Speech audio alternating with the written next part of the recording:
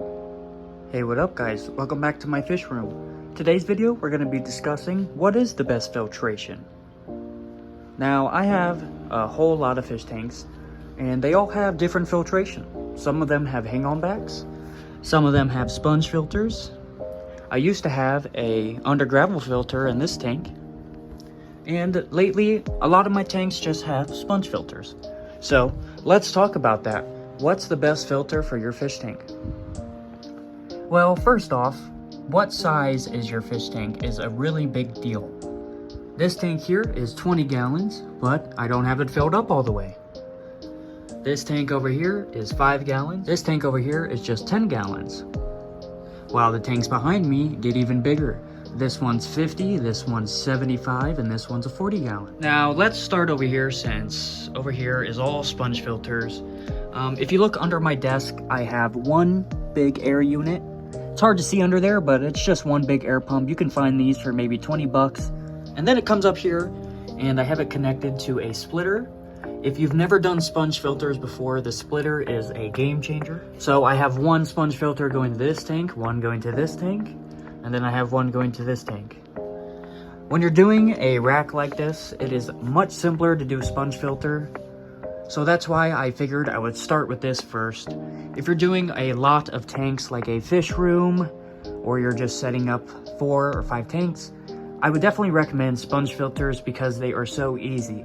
All I did was plug in this, and then I connected it up there, and I just ran all my lines to 3 sponge filters, and I plugged in my heaters, and the tanks were set up and ready to go. Now this tank does have a sponge filter, but it is not run off of the sponge filter. This tank actually has a hang-on back up here, and it is full of filter floss. So this tank has a very large hang-on back filter, and this tank also has a sponge filter. I get a lot of comments saying this tank is overstocked and has too many fish, but in reality there's only about 30 to 40 fish in this tank, and this is like a 50-gallon huge hexagon tank. It is just very hard to tell on camera how big this tank really is, but this angelfish is probably 6 inches and she looks small in this tank. Moving on to my 75-gallon. I'm sorry about the glare from the window, I can't really do anything, but for this tank here, I have an Oscar, I have some firemouth cichlids, I have about 5 of them, and then I have a starry night cichlid who's hiding in the back over there. And I get a lot of comments telling me this tank is overstocked as well, but simply there's like 6 fish in this tank and it's a giant 75 gallon, so I don't really understand those comments. This tank is all run off of just one hang-on back filter.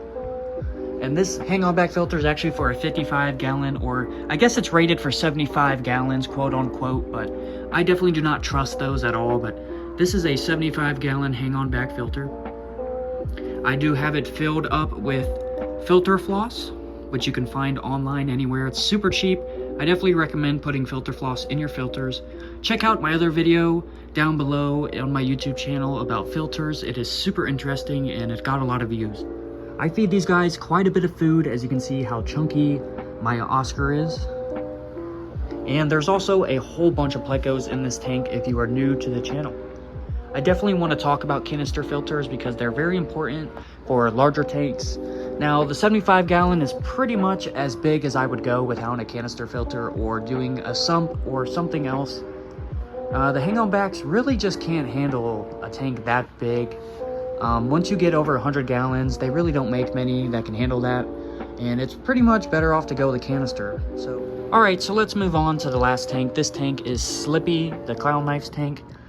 If you guys are new to the channel, I got him on predatory fins last year, and he's been pretty cool besides the fact that he is extremely aggressive, but he is very personable and he has this entire tank to himself. For now, this is his grow out aquarium. This is not his final home.